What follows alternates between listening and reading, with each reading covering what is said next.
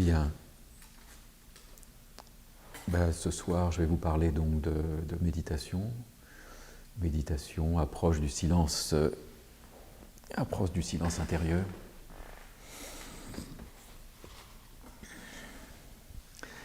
Et bon, d'abord, vous savez que la psychanalyse a commencé avec un intérêt pour quelque chose qui n'intéressait personne, c'est-à-dire les rêves.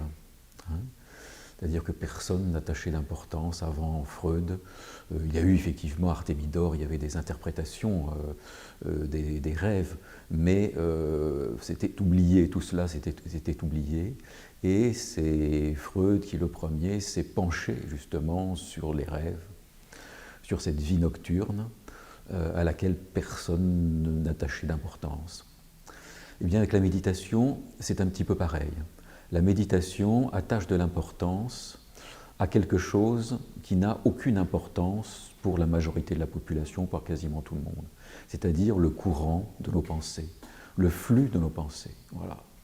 Ce flux des pensées, c'est un petit peu comme les rêves de la nuit, avant Freud, quelque chose qui n'intéresse personne. C'est-à-dire que autant l'action est importante dans notre Occident moderne, autant ce qui se passe dans notre tête, non pas les grands orages émotionnels qui évidemment nous perturbent, mais tout simplement ce courant de pensée, ce flux mental permanent, quotidien. Cela, personne ne fait attention à cet aspect de notre fonctionnement. Voilà. Or, précisément, la méditation, la révolution, on peut dire, de la méditation, consiste à s'intéresser à ça, comme on va le voir. Mais tout d'abord, il faut dire que maintenant, il y a un intérêt en Occident pour la méditation à travers la pleine conscience. Et c'est une très bonne chose, évidemment, que l'Occident réalise, on pourrait dire réalise enfin, que le sens de la vie ne dépend pas forcément d'une compréhension intellectuelle, mais demande peut-être un travail sur soi, ce que l'on peut appeler un travail sur soi. C'est-à-dire une transformation, un autre regard sur notre fonctionnement. Et que précisément, jusqu'à présent, le sens de la vie était aux mains des philosophes et c'était toujours spéculatif, c'était toujours une spéculation mentale, une spéculation intellectuelle. Or, justement, par la méditation, par le biais de la méditation, on commence à comprendre que peut-être le sens de la vie n'est pas question justement d'une compréhension mentale, mais que pour accéder au sens de la vie, il faut peut-être d'abord se transformer soi-même. Et c'est simplement à travers cette transformation justement de notre intime que l'on pourra réaliser, non pas comprendre au sens philosophique du terme, mais réaliser ce qu'est le sens de l'existence, le sens de notre existence. Voilà. Ou peut-être l'absence de sens de notre existence, mais à ce moment-là, cette absence de sens sera justement comme une espèce de flamboiement de la conscience. Donc ce sera quelque chose d'extrêmement précieux. Voilà. Maintenant, il faut dire que malheureusement, et ça c'est l'aspect un petit peu négatif de cette vogue justement de la méditation de pleine conscience, c'est que l'Occident a toujours tendance à caricaturer, à trahir ce qu'il prend à l'Orient. On l'a vu avec les philosophes comme Hegel, par exemple, qui a fait des commentaires absolument désastreux de la Bhagavad Gita, Schopenhauer, et qui a assimilé le nirvana au néant, etc. Et il y a un petit peu la même chose avec, malheureusement, la pleine conscience qui tend toujours un peu à récupérer ça. Par exemple, je vais donner deux exemples, c'est qu'il y a en France, à l'université de Strasbourg, un enseignement de la pleine conscience et ils ont eu la visite du Dalai Lama. Et la première chose que le Dalai Lama a dite, c'est la conscience est en dehors du cerveau. Et ça les a beaucoup choqués parce qu'il relie la méditation aux neurosciences. Or, le Dalai Lama, justement, a tout de suite posé le problème, a dit non. La conscience, justement, est indépendante du cerveau. Et ça a énormément choqué, évidemment, tous ces professeurs de cette université de Strasbourg. Un autre exemple, c'est que j'étais en Birmanie il y a quelques mois, et là j'ai rencontré un maître de méditation bouddhiste birman dans un endroit où les moines méditaient depuis le XIe siècle. Il y avait des cellules comme ça, assez impressionnantes, sans fenêtres. Ils méditaient pendant toute la saison des pluies. Et ce maître, une des premières choses qu'il m'a dites, il m'a dit, ben voilà, je suis originaire du nord de la Birmanie, mais je suis venu ici alors que le climat est beaucoup moins favorable, parce que justement, dans ma incarnation précédente, je vivais là. Alors évidemment, pour lui, c'était évident. Voilà, c'était évident. C'est-à-dire que pour ces maîtres de méditation birmans, la réincarnation n'est pas du tout une question de croyance, hein, mais c'est une évidence, c'est comme ça. Et il m'a précisé ensuite, il a dit, vous savez pourquoi les Occidentaux, enfin pas les Occidentaux, il a dit les musulmans et les chrétiens ne croient pas à la réincarnation? Eh bien c'est parce qu'ils ignorent les exercices de Samantha, ils ignorent certaines pratiques de méditation bouddhiste. Et c'est grâce à ces pratiques de méditation bouddhiste que justement on peut connaître ces vies antérieures. Et donc, si les musulmans et les chrétiens ne croient pas à la réincarnation, c'est pour des raisons expérimentales. Voilà. Alors, ce que j'aimerais faire, c'est simplement essayer de se mettre à l'écoute et à l'école de ces moines, de ces yogis, qui méditent depuis des siècles et des siècles, et qui ont accumulé donc une expérience qui est très très supérieure à celle des Occidentaux, et être à l'écoute justement de ce qu'ils ont à nous dire, même si ça ne va pas du tout dans le sens de nos croyances, comme par exemple le fait que la conscience soit indépendante du cerveau, ou le fait que la réincarnation soit quelque chose d'évident. Voilà, hein. Cela ne participe pas de nos croyances, mais il faut justement mettre entre parenthèses nos croyances, et essayer d'être à l'écoute de ce qu'ils ont à nous dire. Voilà, hein, ça c'est et c'était un petit peu ce que je veux développer justement ce soir, et puis aussi au cours de la journée du samedi avec ces enseignements de pratiques de méditation. Voilà, là ça sera des pratiques. Et déjà, la première question qu'on peut se poser, c'est pourquoi méditer? Qu'est-ce qui fait que l'on éprouve justement le besoin de méditer? Il est évident, c'est parce que nous nous trouvons dans un état de malaise, de souffrance d'abord, c'est-à-dire ou plus précisément d'insatisfaction. Et c'est cette insatisfaction qui nous pousse justement parfois à entreprendre une psychanalyse, et puis cette psychanalyse peut ne pas nous satisfaire, et du coup, on se tourne vers d'autres pratiques, et notamment vers la méditation. Ça, c'est la réponse la plus évidente. Mais il existe aussi une autre réponse qui est beaucoup plus intéressante. C'est qu'il y a en nous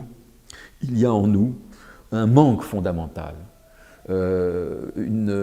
quelque chose qui est de toute façon toujours insatisfait.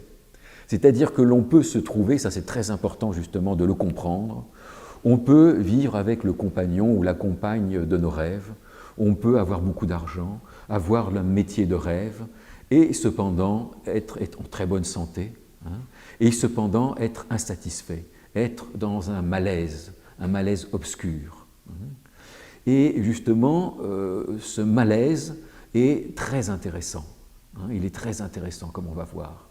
Et c'est aussi pour ça que dans la vie du Bouddha, on a fait naître justement la légende du Bouddha, qui est peut-être d'ailleurs aussi la réalité de la vie du Bouddha. On l'a fait naître dans une famille très riche, parce qu'il était fils de roi. Hein. Il n'était pas fils d'un humble cordonnier, il était fils de roi. Et il avait tous les plaisirs de la terre à sa disposition.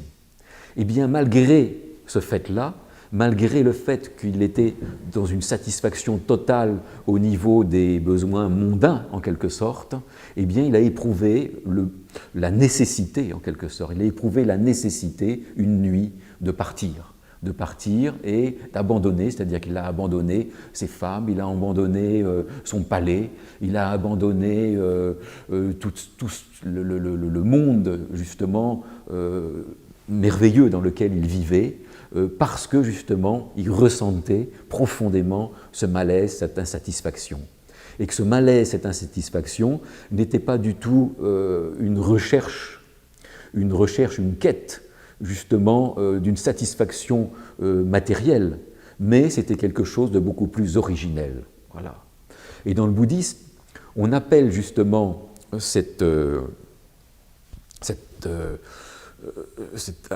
la source de cette insatisfaction, c'est le germe de la bouddhéité. On l'appelle le germe de la bouddhéité. C'est parce que en nous, il y a ce germe de la bouddhéité que les chrétiens appellent l'étincelle divine, l'étincelle de lumière, et bien justement que l'on n'est pas satisfait par les objets du monde et que l'on recherchera autre chose, que l'on aspirera à autre chose. Hein.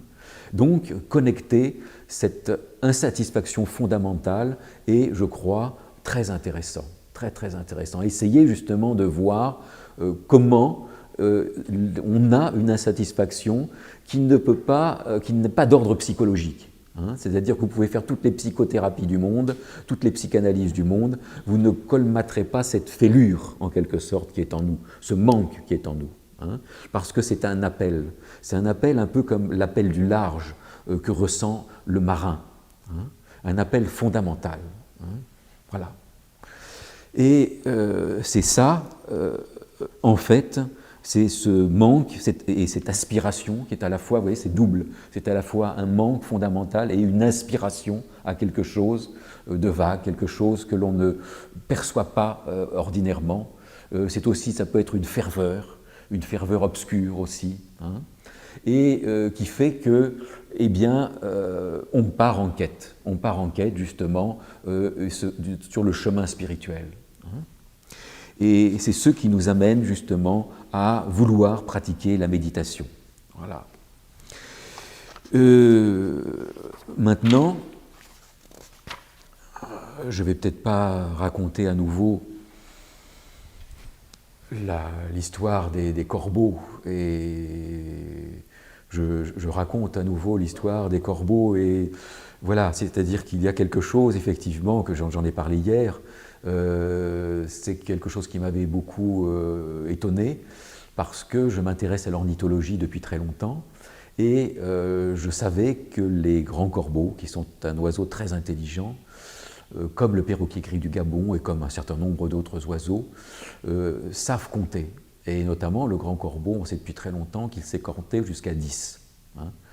Et j'expliquais justement hier qu'il sait compter jusqu'à 10 parce que lorsqu'il y a une forêt avec une corbotière et au milieu de la forêt, il y a une maison de chasseurs.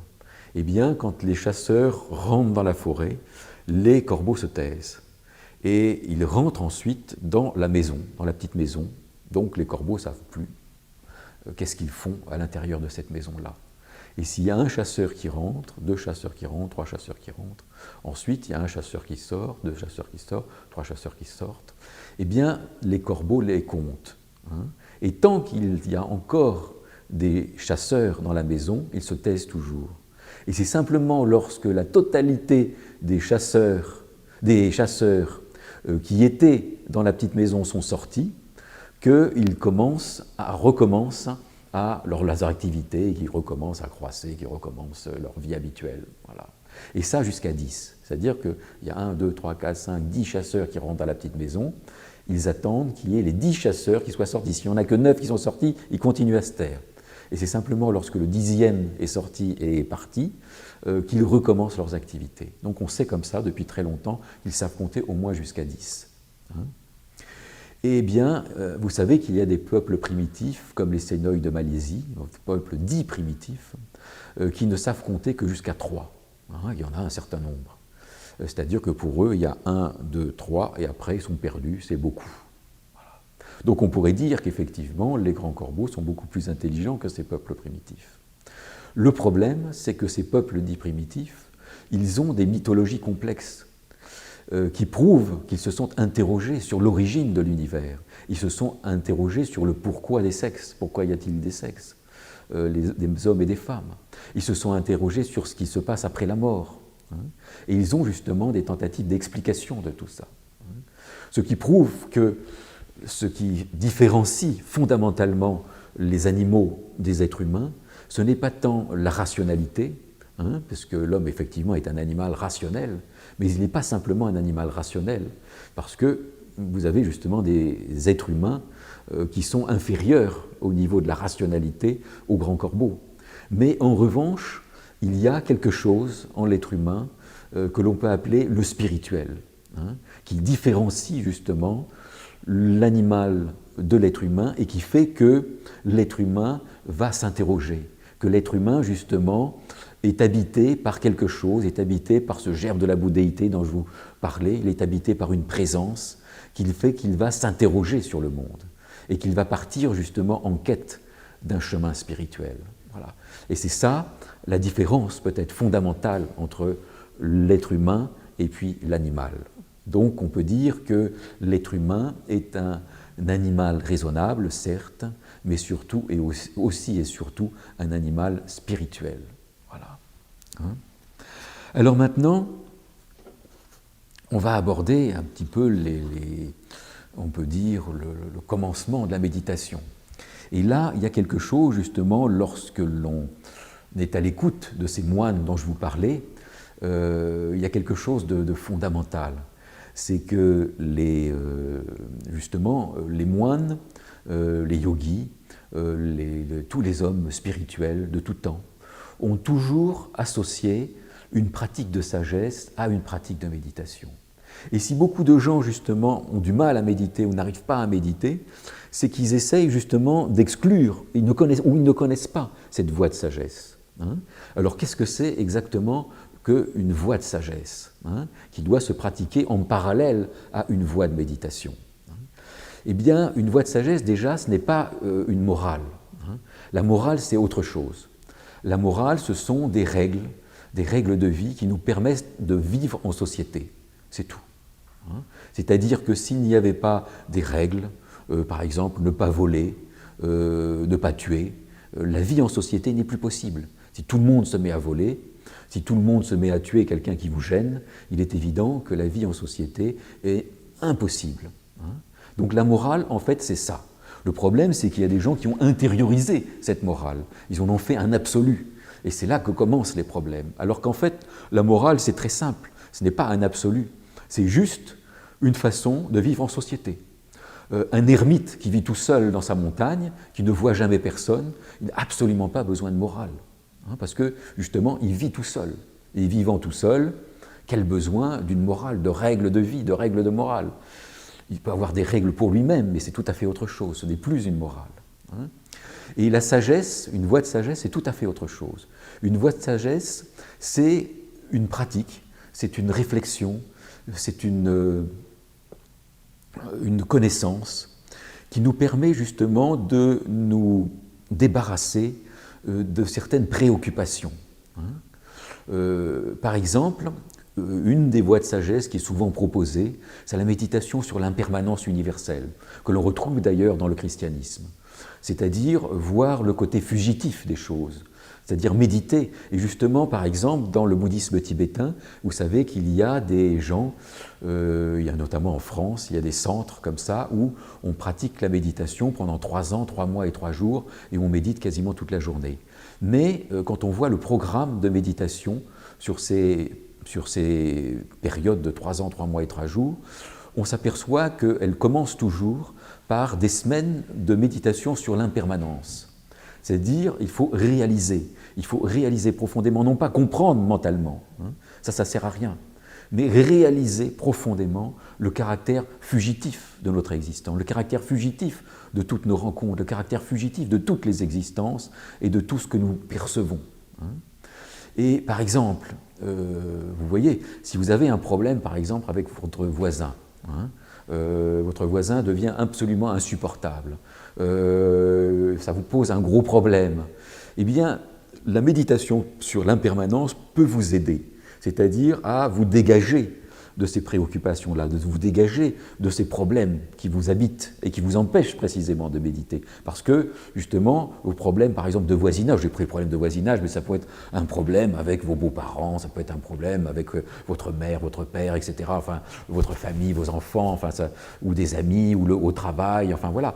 Et à partir du moment où vous avez réalisé le caractère fugitif impermanent, justement, de votre existence, de l'existence de votre voisin, de l'existence de ce que vous vivez en ce moment, eh bien, justement, tout ça tente un petit peu à prendre, vous prenez de la distance, vous dégagez en quelque sorte une espèce d'espace, hein, et c'est dans cet espace, justement, que la méditation deviendra possible.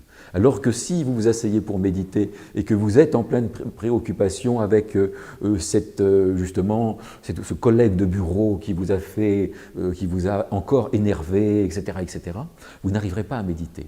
Donc vous voyez comment la voie de sagesse accompagne justement la voie de méditation, hein. Donc là, je vous ai parlé un petit peu, je vous ai parlé de cette méditation sur l'impermanence et comment, grâce à la méditation sur l'impermanence, tous les petits détails du quotidien dans lequel nous nous perdons peuvent justement non pas se résoudre, mais du moins apparaître comme moins importants. C'est ça qu'il faut savoir, quoi. Évidemment, ça ne va pas disparaître, hein. Il ne faut pas rêver, mais simplement, ça peut justement perdre de son importance, de leur importance, hein. Et vous avez aussi une autre voie de sagesse qui est notamment celle des stoïciens, qui est l'acceptation, par exemple, l'acceptation des événements de la vie. Parce que justement, les stoïciens, on peut considérer que la vie est parfaite en fait, hein, et c'est simplement notre regard qui limite les choses, mais qu'il y a une espèce de perfection de la vie, et que justement Ramana Maharshi présentait cette voie-là, il attachait beaucoup d'importance à cette voie-là, l'acceptation, parce que, disait-il, toutes les événements de la vie sont l'expression de la providence, hein, de la providence divine, ou alors du karma. Et il disait d'ailleurs que ça n'a aucune importance. On peut considérer les événements de la vie comme l'expression de la providence ou l'expression du karma, et ça n'a aucune importance. Mais en revanche, le fait de considérer le caractère inéluctable des événements de notre vie, eh bien, peut amener justement cette sagesse, hein. Et vous voyez par exemple que cette voie de sagesse est absolument à l'opposé de toutes les voies New Age de développement personnel qui justement s'imaginent que l'univers va pouvoir tout nous donner. C'est une voie justement qui est effectivement, on croit parfois pouvoir réaliser justement nos désirs comme ça, mais le problème c'est que l'on s'éloigne de la sagesse, on s'éloigne de la paix intérieure, hein. Et que si l'on veut la paix intérieure, si l'on veut la sagesse qui est plus précieuse que tous les pouvoirs, eh bien justement, il faut tourner le dos à ces voies justement de développement personnel et plutôt être dans l'acceptation. Et précisément, c'est assez curieux parce que quand on est dans la pleine et entière acceptation de notre vie, c'est précisément là que se produisent les miracles. C'est assez étonnant. Alors que lorsque l'on voulait forcer la destinée, avec la magie de la visualisation, du verbe, etc., des opérations magiques, ou d'une façon ou d'une autre, hein, c'est toujours une forme de magie finalement, eh bien, c'était en quelque sorte, on était dans une espèce d'effort face au monde, et justement, là, il y avait comme... on peut s'apercevoir que ça ne se passe pas aussi bien qu'on le croyait, hein, et qu'on nous le fait croire. Hein. Et que, justement, précisément, Muni Sadhu raconte que quelqu'un avait guéri comme ça d'une maladie très très grave, et instantanément, et il lui avait demandé comment il avait fait, il avait dit « j'ai accepté parfaitement, totalement ma maladie, dans tous ses moindres conséquences », et il s'est trouvé, il était guéri. Voilà. Mais ceci dit, il ne faut pas être dans l'acceptation des événements de la vie, dans l'acceptation de notre existence, dans le but justement d'arriver à ce que l'on veut. Parce qu'à ce moment-là, évidemment, on fausse les choses. Mais il faut être sincère avec soi-même. Si l'on est parfaitement, totalement dans l'acceptation de notre vie, parce que justement on est dans une voie de sagesse et pas dans une voie de pouvoir, hein, eh bien, à ce moment-là, c'est là que peut se produire des miracles. Hein, voilà. Alors, il y a aussi, il faut dire que c'est une pratique qui était celle du grand saint indien Swami Ramdas. Et Swami Ramdas, justement, avait tout compris. C'est-à-dire qu'il errait comme ça sur les routes de l'Inde et il pratiquait à la fois une voie de méditation à travers un mantra, la récitation d'un mantra, mais en même temps et parallèlement, il était dans une acceptation totale de tous les événements de la vie. Voilà. C'est-à-dire que, voilà, il considérait que tout était un visage de Dieu, tout. C'est-à-dire que tout ce qui pouvait lui arriver, par exemple, on lui refusait le coucher un soir, etc., il disait d'accord, c'est Dieu qui parle à travers cette personne-là, et il l'acceptait pleinement. Voilà. Et grâce à ces deux voies-là, la voie de sagesse et voie de méditation, il a atteint justement les plus hauts degrés de réalisation spirituelle. Alors maintenant, je vais vous raconter une histoire juive que je trouve très belle, qui illustre un petit peu ce que je vous raconte.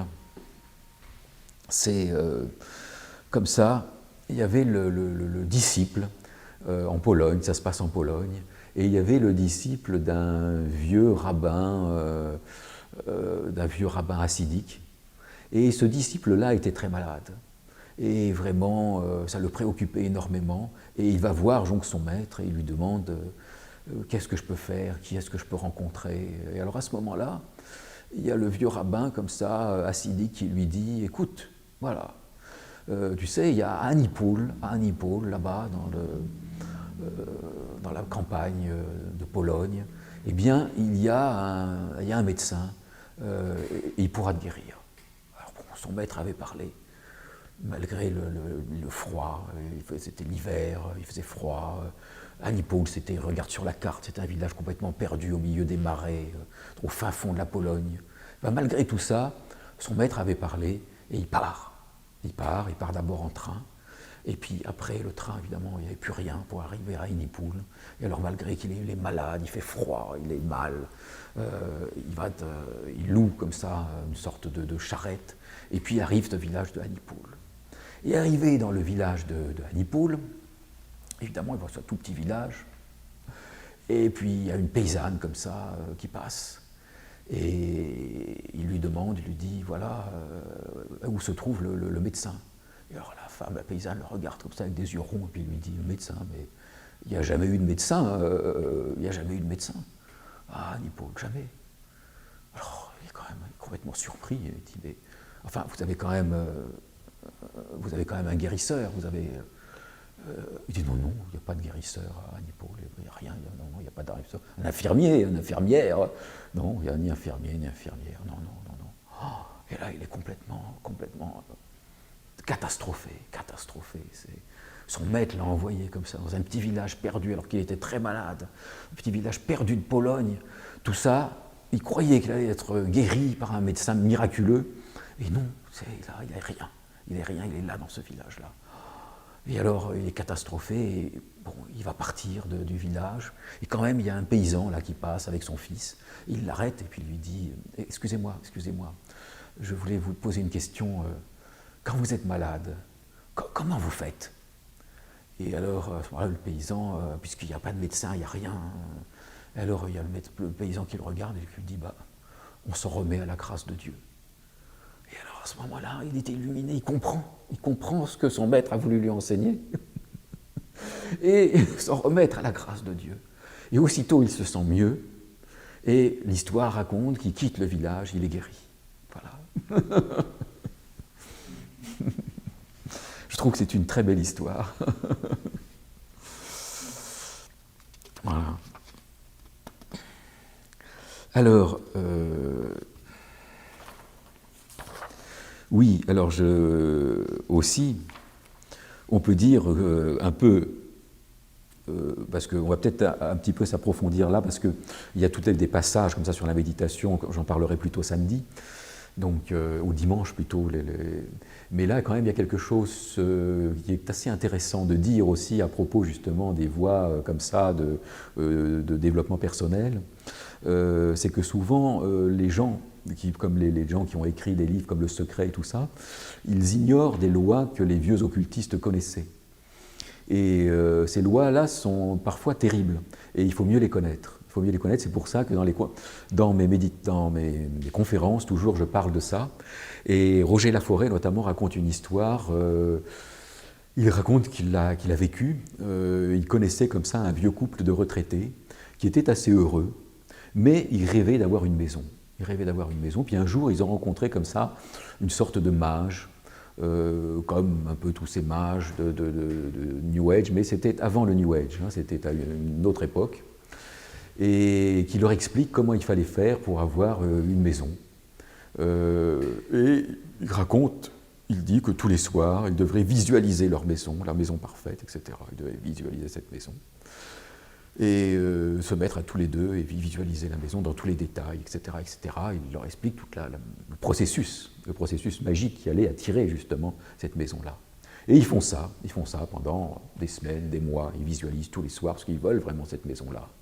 Et puis un jour, comme ça, ils se promènent dans une banlieue et la maison qu'ils avaient visualisée, ils la voient, elle est là, devant eux. Ça, c'est pas une histoire inventée, hein, ça c'est une histoire réelle. Hein. Ils la voient devant eux et elle était à vendre. Et ils n'avaient évidemment pas du tout l'argent pour acheter cette maison-là. Mais ils sont tellement pleins de certitudes, ils rentrent, ils sont vraiment heureux, ils sont très très très heureux. Et ils sont sûrs qu'ils vont arriver à payer cette maison-là, parce qu'ils ont tellement confiance en eux après l'avoir vue comme ça, dans tous les détails, elle est là, présente.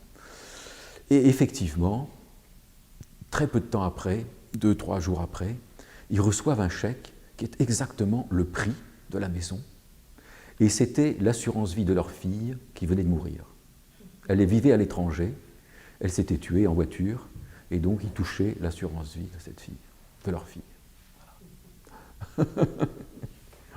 Et justement, Roger Laforêt, il raconte cette histoire-là en disant que on a, et ça c'est quelque chose que les gens justement du développement personnel, du New Age n'enseignent pas, ils ne connaissent pas souvent, ils ne connaissent pas, c'est qu'on a un certain nombre de possibilités. Un peu comme si, pour construire une maison, on a un certain nombre de briques. Hein. Et ces briques-là, on peut les utiliser pour construire la maison d'une certaine façon ou d'une autre façon. Mais on ne peut pas rajouter des briques. C'est toujours, et ça c'est un peu les possibilités que l'on a. Hein. Donc ces possibilités-là, on peut les organiser. Et à un moment donné, quand on dépasse le nombre de briques que l'on a, les possibilités que l'on a, et bien à ce moment-là, on le paye. On le paye d'une monnaie équivalente à justement ce que l'on a gagné. Voilà, donc ça c'est une loi, et je pense que c'est important de le dire. C'est important de dire ce genre de choses qui sont ignorées par beaucoup de gens malheureusement. Voilà, hein. Et les gens justement, ils vont vers des... Alors évidemment, la plupart des gens n'ont pas la volonté, la puissance d'imagination, de visualisation suffisante pour arriver justement à obtenir des choses, hein, heureusement je dirais. Hein. Mais il y a un moment donné, bon c'est bon, et puis à un moment donné, on dépasse cette ligne jaune, hein, en quelque sorte, et on bascule en quelque sorte. Et j'ai connu comme ça des gens qui avaient eu de très très gros problèmes, justement en pratiquant ce genre de méditation, mais ce n'est pas vraiment des méditations, ce genre de visualisation, etc. Voilà, hein. Donc c'est pour ça que j'en parle comme ça dans mes conférences. Voilà.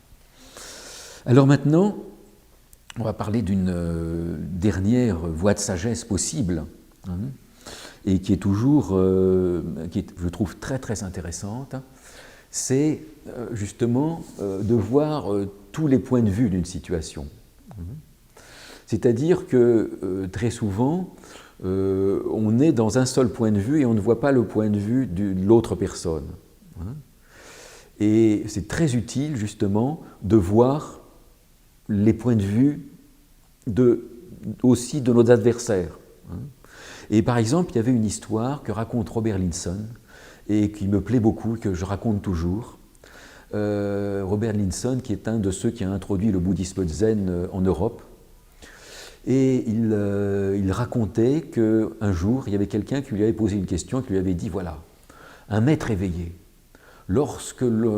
s'il voit un alcoolique battre un enfant, qu'est-ce qu'il va faire? Et il avait répondu cette phrase que je trouve très belle, il avait dit, évidemment, il va défendre l'enfant. Mais la différence, c'est qu'il verra aussi le point de vue de l'alcoolique. Voilà. Vous voyez? Eh bien, si vous adoptez justement, si vous vous rappelez cette petite histoire, et si vous adoptez un peu ce perspective-là, ce point de vue-là, cette façon de voir les choses, hein, vous verrez que là aussi, il y a beaucoup de colères qui peuvent tomber. Hein. Par exemple, je prends l'exemple des attentats qu'il y avait eu le 13 novembre à Paris. Et alors, vraiment, la France entière était en colère. La France entière était en colère. Et puis, bon, les gens étaient en colère. Hein, ils étaient vraiment en colère contre ça. Et simplement, dans mes conférences, je leur expliquais, je leur disais, oui, c'est vrai. C'est vrai ce qui a eu lieu, c'est terrible. Mais il ne faut pas oublier que l'armée française bombardait Daesh depuis 1 an. Moi, ce qui m'a surpris, c'est que ça n'arrive pas avant. C'est-à-dire que ça faisait 1 an que l'aviation française bombardait les positions de Daesh. Hein. Et évidemment, eux, ils n'ont pas d'aviation. Alors comment pouvaient-ils faire? Eh bien, ils ont fait un attentat en France. Alors évidemment, les Français, aussitôt, c'était monstrueux, mais l'aviation française a tué, l'artillerie française a tué énormément de civils aussi, de civils justement syriens et irakiens. Voilà, et la France, avec ce qu'elle avait à faire là-bas, quoi. Je veux dire, c'était pas son non plus, elle n'avait rien à faire, l'armée française n'avait rien à faire là-bas. À ce moment-là, si on veut libérer les Syriens de Daesh, oui, d'accord, mais alors pourquoi on ne libère pas les Tibétains de l'emprise des Chinois, qui font aussi des horreurs au Tibet? Voilà, à ce moment-là, il faut être cohérent. L'armée française intervient à ce moment-là partout, et pas simplement dans les pays où il y a du pétrole. Voilà. Donc, quand on commence justement à voir les choses avec cet autre point de vue, eh bien justement cette colère que l'on éprouve après les attentats du 13 novembre, eh bien elle tend déjà à, bon, elle tombe, parce qu'on se dit oui, effectivement, effectivement. Vous voyez? Donc là aussi, on dégage un espace pour la méditation. Alors que si on essaye de méditer après les attentats du 13 novembre, eh bien on sera dans la colère, et donc on ne pourra pas vraiment méditer. Hein. Et grâce à cette pratique de sagesse, justement, eh bien peut-être que là, on pourra méditer, effectivement. Vous voyez comment les voies de sagesse et les voies de méditation, justement, sont en parallèle toujours et doivent se pratiquer l'une à côté de l'autre. Hein. Et ça, c'est quelque chose qui très souvent est oublié, justement, par les enseignants de la méditation. Parce que justement, ils ne sont pas disciples justement de ces moines et de ces yogis. Ils n'ont pas justement bénéficié de toute cette expérience des moines et des yogis depuis des siècles, qui pratiquent depuis des siècles la méditation. Est-ce qu'on peut dire que c'est une éducation de la raison? Une éducation de la raison. Parce que c'est comme s'il y avait la raison d'un côté qui doit être éduquée, ce qu'on appelle la sagesse dans ce sens-là, qui vient des traditions, des maîtres. Puis il y a aussi la pratique où là, c'est une façon plus individuelle d'intégrer la totalité. Non, c'est pas... Oui, il faut savoir ce que l'on entend par raison, parce que c'est pas la raison, c'est des prises de conscience. Hein. Par exemple, je vous ai parlé de l'impermanence tout à l'heure. Eh bien, Aquin, par exemple, a vécu comme ça une expérience profonde qui a été à l'origine de sa vocation monastique à la mort de sa mère. Brusquement, à la mort de sa mère, alors qu'il était très jeune, il était encore presque un enfant, eh bien, ça l'a tellement frappé que ça a été à l'origine de sa vocation monastique. Donc ce n'était pas un raisonnement, ce n'était pas une pensée, c'était plutôt une prise de conscience. Une révélation. On peut dire une petite révélation, exactement, ça peut être une petite révélation. Et cette petite révélation peut être brusque, comme avec Raymond Lull ou avec Aquin, hein, ou alors elle peut être le fruit justement d'une réflexion, mais d'une réflexion profonde, quoi, qui n'est pas simplement quelque chose de superficiel. Hein, parce que souvent, par raison, on entend justement une réflexion finalement assez superficielle. Il faut que ça soit une réflexion, oui, mais une réflexion qui amène une prise de conscience, qui amène quelque chose de profond en nous, hein, voilà, qui amène justement ce que l'on peut appeler effectivement une petite révélation. Voilà. Et à ce moment-là, effectivement, ça sera la porte de la sagesse, la porte d'une certaine sagesse. Voilà. comme ça l'a été pour Alcuin, Raymond Lull et beaucoup d'autres, hein, beaucoup d'autres qui ont été justement... Vous pouvez nous parler de Raymond Lull, c'est l'alchimiste? Oui, oui, Raymond Lull, c'est lui qui a eu aussi la vocation monastique. Il avait rendez-vous avec une femme, et cette femme, c'était disons, comment on pourrait dire ça, c'était un homme tout à fait ordinaire, un jeune homme tout à fait ordinaire. Il avait un rendez-vous amoureux avec une très belle femme. Simplement, ce qu'il ne savait pas, c'est que cette très belle femme, elle avait un cancer du sein qui lui rongeait le sein. Et quand il a vu ce sein rongé par le cancer, eh bien, je crois que c'était un cancer, hein, je ne suis pas sûr, mais je crois que c'était un cancer, eh bien, ça l'a tellement choqué que ça a été terminé. Pour lui, ça a été brusque, radical. À l'instant, c'était fini. Sa vie mondaine était terminée. Et c'est là qu'il est rentré dans les ordres. Là aussi, c'était à l'origine d'une vocation monastique, et il a commencé une vie complètement différente. Donc voilà. Il s'est consacré au sein des saints. Il s'est consacré au sein des saints, exactement, à un autre saint, à INT. Tout à fait, voilà. Donc voilà, c'est la raison, mais dans ce sens-là. Hein. Sinon, non, si c'est juste une réflexion superficielle, ça ne sert à rien. Ce n'est pas quelque chose qui nous percute profondément. Voilà, il faut quelque chose qui vous percute profondément. Voilà. Hein. J'ai beaucoup de questionnements par rapport à tout ce que j'ai entendu. Par exemple, le fait d'accepter. Des fois, est-ce que c'est une forme de lâcheté? Est-ce que c'est une forme de résignation? Donc, j'ai toujours ce questionnement par rapport à cette acceptation-là. Non, l'acceptation n'est pas la résignation. La résignation, c'est simplement parce qu'on a essayé quelque chose, on n'a pas réussi, donc on se résigne. Tandis que l'acceptation, c'est positif. L'acceptation, c'est que on considère que les événements de notre vie, finalement, sont le plus parfait possible. Voilà, que l'on vit finalement une vie. La vie que l'on vit, on essaye toujours d'anticiper quelque chose qui sera mieux. Vous voyez comment fonctionne l'esprit. Toujours on anticipe, c'est-à-dire que soit on craint le futur, on craint ce qui peut nous arriver, ou alors on est dans le désir, dans l'ambition. On est toujours entre les deux comme ça. Hein. Et bien précisément, l'acceptation, c'est ne plus être dans l'anticipation, ne plus être dans la crainte et dans l'anticipation. C'est être pleinement dans notre vie telle qu'elle est et dire que finalement, cette vie telle qu'elle est, elle est bonne. Voilà, alors que finalement, la personne qui pense toujours qu'elle va rencontrer la personne qui va le satisfaire, l'homme ou la femme qui va le satisfaire plus parfaitement, ou le métier qui va être mieux, ou alors si elle avait plus d'argent, mais oui, si elle avait plus d'argent, tout irait beaucoup mieux et elle serait heureuse. Hein. Ça, c'est contraire à la sagesse. Tandis que si vous dites que votre vie, finalement, de toute façon, la vie avec qui que ce soit, la vie avec un homme ou une femme, eh bien, de toute façon, il y a toujours des problèmes. Que dans votre travail, de toute façon, quel que soit le travail, même le travail le plus extraordinaire, eh bien, il y a aussi toujours des problèmes, finalement. Toujours. Moi, j'ai toujours entendu les gens se plaindre de leur travail, quel que soit leur travail. L'argent, les gens n'en ont jamais assez.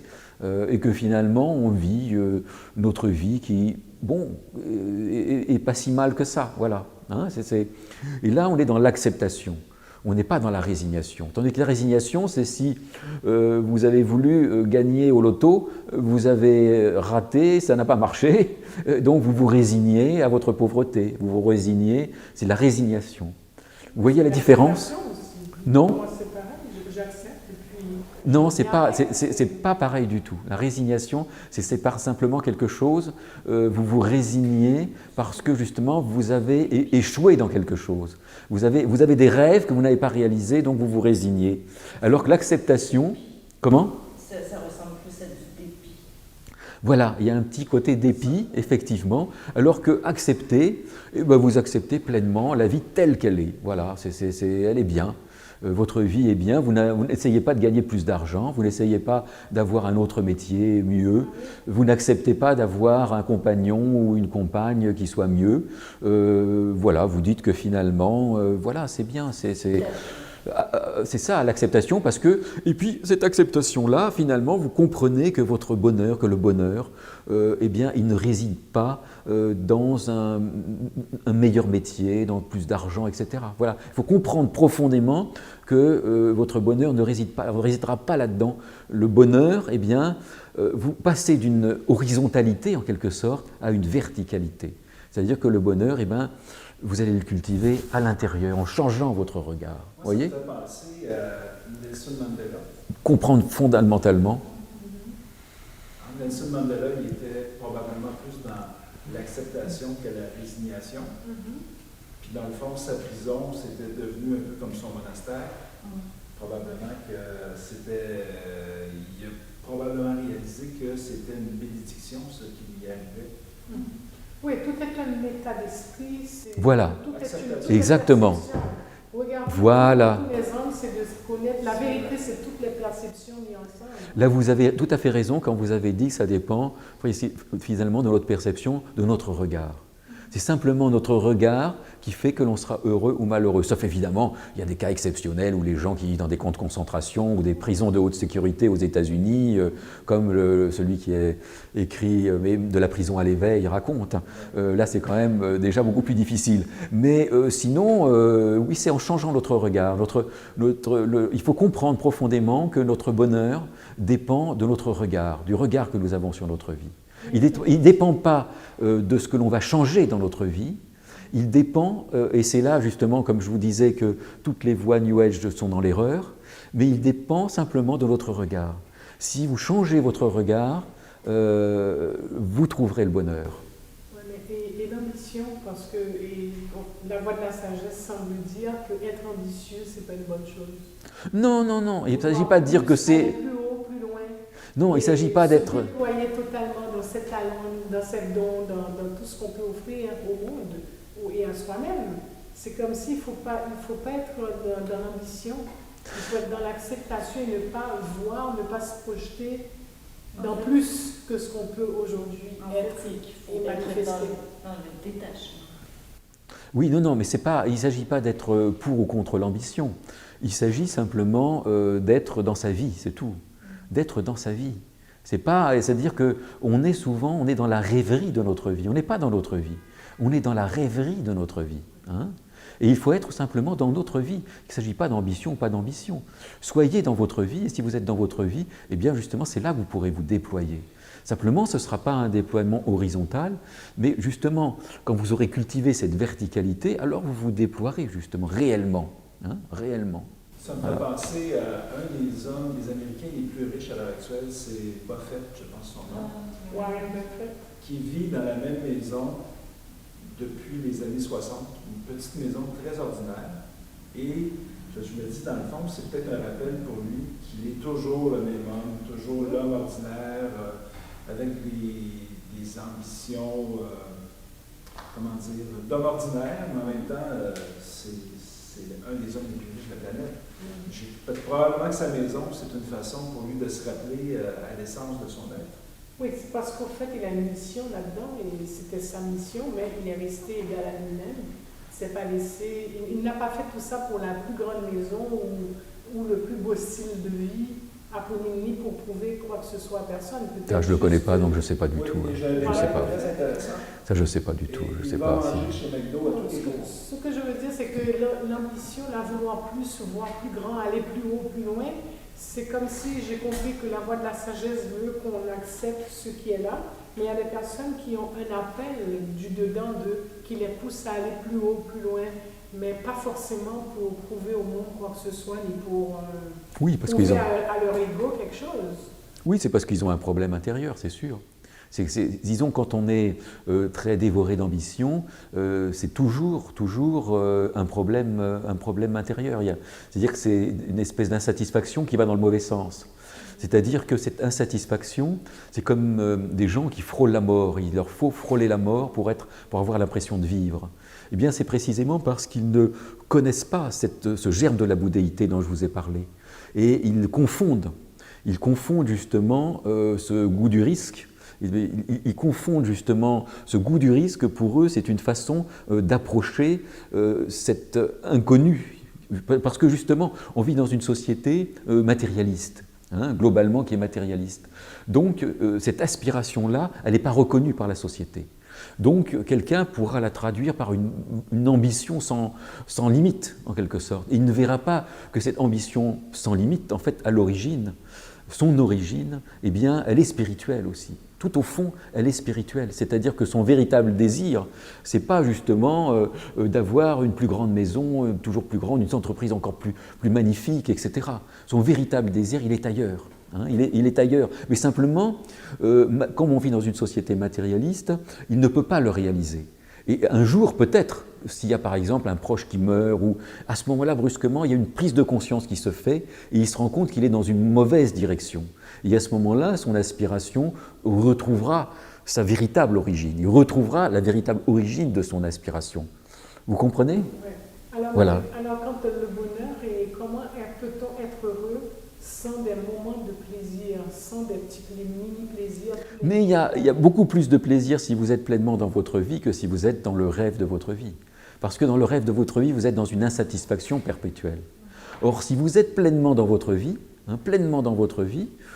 eh ben, finalement, vous verrez, vous pouvez l'expérimenter, mais c'est à vous de l'expérimenter, c'est à tout le monde de l'expérimenter. Justement, c'est ça, le bouddhisme dit expérimenter les choses. Donc, il faut l'expérimenter et vous verrez que vous êtes beaucoup plus dans la joie et le bonheur que si vous êtes dans le rêve, justement, d'une vie toujours meilleure ou d'une ambition qui va peut-être résoudre votre problème. Voyez ? Là, c'est là que vous serez vraiment dans le bonheur. Hein ? Vous pouvez expérimentez-le, vous verrez que ce n'est pas justement en rêvant une autre vie que vous trouverez le bonheur, certainement pas. Vous aurez peut-être des petits plaisirs, oui, mais un bonheur beaucoup plus fondamental et des plaisirs, et d'ailleurs les plaisirs seront même plus grands, beaucoup plus grands que ceux peut-être que vous éprouvez actuellement, si vous êtes pleinement dans votre vie, voilà, dans votre vie, voyez. Parce que justement, les petits plaisirs, on peut les vivre à des tas de degrés différents. Hein. Voilà, ça, il y a des tas d'exemples à ce niveau-là. Hein. La sexualité, vous pouvez la vivre vraiment comme une espèce de satisfaction finalement quasiment animale, ou vous pouvez la vivre de façon complètement mystique, hein, quelque chose d'extraordinaire. Et pourtant, c'est toujours la même sexualité. Donc, les petits plaisirs, les plaisirs en général, on peut les vivre à des tas de niveaux différents. Hein, et que c'est précisément quand on est pleinement dans sa vie que l'on peut vivre les plaisirs à d'autres niveaux. Voilà. Vous voyez, il y a toutes et on peut dire que la spiritualité ne rejette pas du tout les plaisirs. Simplement que peut-être elle nous apprend à les vivre à un degré de subtilité plus grand. Voyez. Pour moi, je vois ça comme ça, j'ai toujours vécu ça comme ça. Hein. Et que précisément, en étant dans une vie spirituelle, eh bien, on peut vivre justement tous ces petits plaisirs dont vous parlez, peuvent devenir des grands plaisirs, où on peut les vivre à un autre niveau de subtilité, à un niveau beaucoup plus subtil. Hein. Même simplement le fait de boire de l'eau fraîche, etc., ça peut devenir justement une sensation beaucoup plus, comme on le verra justement dans la pratique de la méditation, les perceptions deviennent des perceptions de joie. Hein. On verra ça justement après. Donc au contraire, c'est pas du tout se couper de la joie et des plaisirs, pas du tout. C'est simplement les vivre sur un mode plus subtil. Vous voyez ? C'est différent. C'est comme un chemin inverse. Un chemin qui mène vers l'extérieur, et un chemin qui mène vers l'intérieur. Et bien tout se rencontre.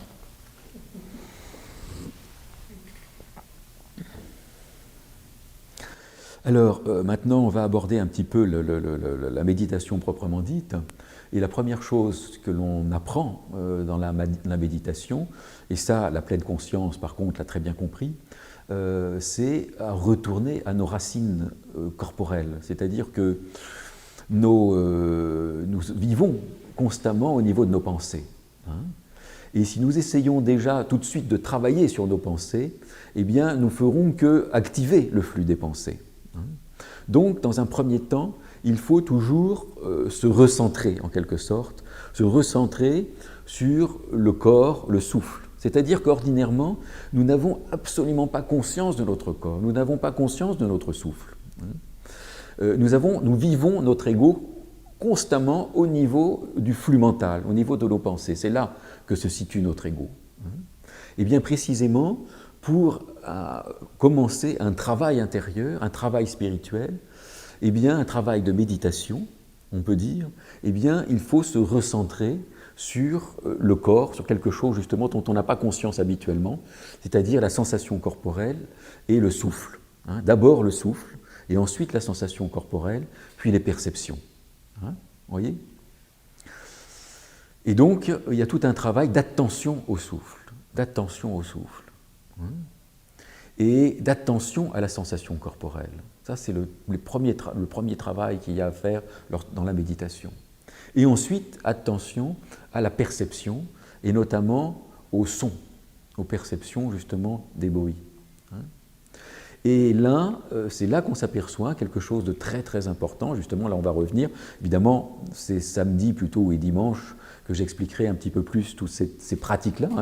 On rentrera là dans les détails pratiques, parce que là c'est juste une conférence, dans les détails pratiques de cette, en quelque sorte, incarnation qui est nécessaire, cette base qui est nécessaire pour justement comprendre comment nous fonctionnons, comment fonctionne notre esprit. Et là, on s'aperçoit que que nos perceptions sont toujours polluées par nos pensées, mais que lorsque ces perceptions ne sont plus polluées par nos pensées, c'est-à-dire que si vous avez par exemple un son, vous entendez un son, le bruit de la mer, eh bien aussitôt vous allez penser à votre enfance, lorsque vous entendiez, lorsque vous étiez près de la mer et que là vous viviez avec votre grand-mère dans une maison, etc., etc. Et puis les associations mentales vont s'enchaîner. Et finalement, vous n'entendrez pas vraiment le bruit de la mer. Mais dans la méditation, précisément, lorsque vous arrivez à vous fixer uniquement sur le bruit de la mer, eh bien vous apercevez que le bruit de la mer est source de joie. Voyez. Et là, justement, on retrouve ce que je vous disais tout à l'heure, c'est-à-dire que la méditation permet une joie plus grande, justement. C'est-à-dire que ce n'est pas quelque chose qui va nous restreindre, c'est au contraire quelque chose qui va nous ouvrir. Il va nous ouvrir, justement, à une joie et une plénitude que souvent nous ne connaissons pas. Parce que ça c'est quelque chose aussi que nous ne savons pas, mais si on écarte des perceptions que nous avons. Là, je vous ai pris l'exemple de la mer, mais on aurait pu prendre l'exemple du bruit, justement, du vent dans les arbres, ou même le bruit d'une voiture dans la rue, ou le bruit d'un avion qui passe, ça n'a pas d'importance. Si vous ne lui associez pas, justement, des pensées errantes, si vous ne connectez pas cette perception avec des pensées, du flux mental, avec votre flux mental, c'est-à-dire que si cette perception n'est pas récupérée par l'ego, récupérée par le mental, puisque le mental, comme on comprend un jour que le mental et l'ego c'est la même chose, eh bien vous apercevez que ces perceptions sont source de plénitude. Voilà. Toutes les perceptions sont source de plénitude. La musique, justement, est une organisation des sons, en quelque sorte, pour créer cette plénitude. Mais tous les sons sont source de plénitude si vous arrivez justement à ne plus vivre dans cette pensée qui vous occupe constamment. Voilà. Ça, c'est un grand enseignement justement de la méditation. Voilà. Et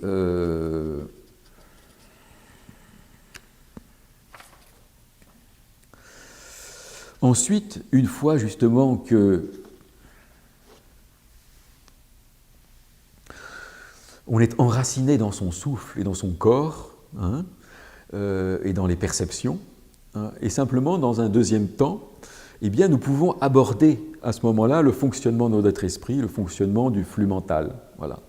C'est simplement une fois que nous sommes justement bien enracinés, que nous sommes présents en quelque sorte à notre souffle, présents à notre corps.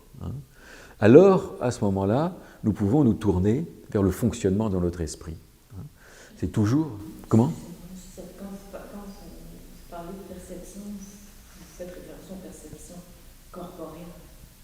Oui, les perceptions, c'est-à-dire la différence entre la sensation. La sensation, c'est quand vous fermez les yeux, vous avez le corps ne vous apparaît pas comme avec le foie, le poumon, etc. Ça, c'est quelque chose que l'on projette. Ça n'existe pas. Ça existe simplement pour la personne qui dissèque un corps. Mais pour vous, lorsque vous fermez les yeux, votre corps vous apparaît comme une sensation globale et une suite de sensations. Voilà, et ben exactement, c'est ça. Et ça, c'est les sensations. Et les perceptions, alors par contre, c'est les perceptions notamment auditives, olfactives, etc. etc. Voilà. Hein? Éric, Oui. votre prochain ouvrage va porter sur l'arbre. Je pense que le titre, c'est L'arbre voyageur. Est-ce que c'est une façon imagée de parler du corps et des perceptions? Pas du tout. Non, non, non, là, ça n'a rien à voir. Non, je vais parler un peu dans le prochain livre qui paraîtra chez Dervy, qui va être sur le Mahamudra. Et là, je vais reprendre un petit peu tout ça d'un point de vue, justement, là, oui, ça sera quelque chose, oui. Parce que le Mahamudra, c'est un petit peu l'essence du bouddhisme tibétain, et c'est très intéressant. C'est très intéressant lorsque l'on... Justement, c'est une façon d'aborder le bouddhisme tibétain dans son aspect le plus dépouillé, en quelque sorte. Hein, parce que très souvent, on l'aborde dans des façons à côté, avec des rituels, avec des visualisations, etc. Donc le Mahamudra est quelque chose de tout à fait passionnant, donc ça sera là-dessus. Par contre, l'arbre voyageur, ça n'a rien à voir, hein, c'est tout à fait autre chose. C'est simplement un livre qui s'appelle, le sous-titre, c'est Un chemin de vie avec Ibn Arabi. C'est sur la vie d'Ibn Arabi. La vie d'Ibn Arabi, parce que sa vie a été tout à fait, c'est un grand voyageur aussi, et sa vie m'a passionné. Et donc, Rapidement, qu'est-ce que c'est le Mahamudra? Le Mahamudra, ça veut dire le grand sceau. Voilà, c'est la traduction exacte, Maha, Mudra. Hein. Le sceau, c'est... Oui, c'est ça, c'est le grand sceau, c'est-à-dire que c'est l'acte ultime, en quelque sorte. Hein, c'est l'acte ultime, c'est le grand geste. Moi, je le traduis de façon plus poétique par le grand geste libérateur. Voilà. Hein. C'est un saut dans le vide? C'est un saut, pas un saut dans le vide, ça pourrait être effectivement un jeu de mots qui est assez intéressant, parce que c'est aussi un saut dans le vide, tout à fait. C'est très juste ce que tu dis. Mais en l'occurrence, c'est le saut qui scelle quelque chose, c'est-à-dire le grand geste libérateur, c'est-à-dire le saut ultime, quoi, voilà, le geste ultime, le geste libérateur. Voilà. C'est ça le Mahamudra. Et le Mahamudra est très intéressant, c'est quelque chose qui appartient à la voie tibétaine Kagyu, hein, de Kagyupa, donc qui était d'origine, qui vient de Tilopa, du grand maître indien Tilopa. C'est ce qui a inspiré Chogyam Trungpa Rinpoche.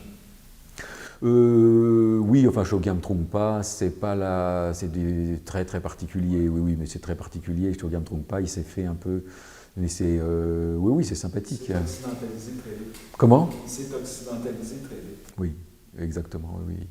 Oui, là je reviens un peu sur des textes essentiels, puisque je fais toute une étude sur un bouddhiste tibétain ancien qui a écrit le texte de base du Mahamudra. Quoi, voilà. Ouais. Mais quel serait ce geste ultime? Comment? Parce que c'est un revirement. Oui. C'est ça. Exactement. Ouais, c'est tout à fait ça.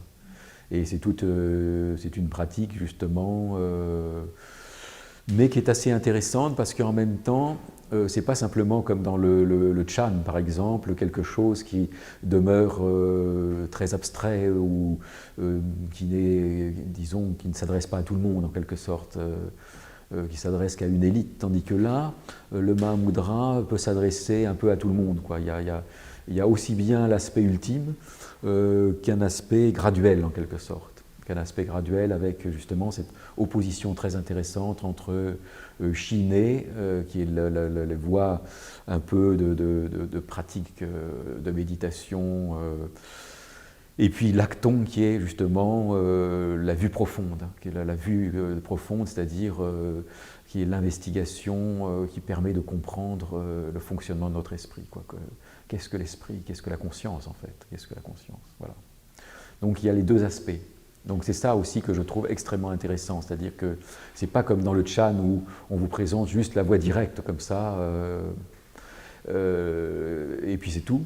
Là, il y a aussi la voie graduelle qui amène justement ce grand saut S-A-U-T aussi. Est-ce qu'on pourrait parler d'un genre de bungee spirituel sans montagne? De quoi? Du bungee, on saute de montagne, mais là il n'y a pas de montagne. Bungee. Je sais pas ce que c'est le bunji. Le bungee, c'est des gens qui se jettent dans le vide avec attachés. Oui, en France, on appelle ça le saut à l'élastique. Le saut à l'élastique, ici on dit du bungee. Ah oui, c'est pour ça que je ne comprenais pas. Oui. En France, on appelle ça le saut à l'élastique. Oui. Sans montagne. Mais de toute façon, non, on ne saute jamais d'une montagne.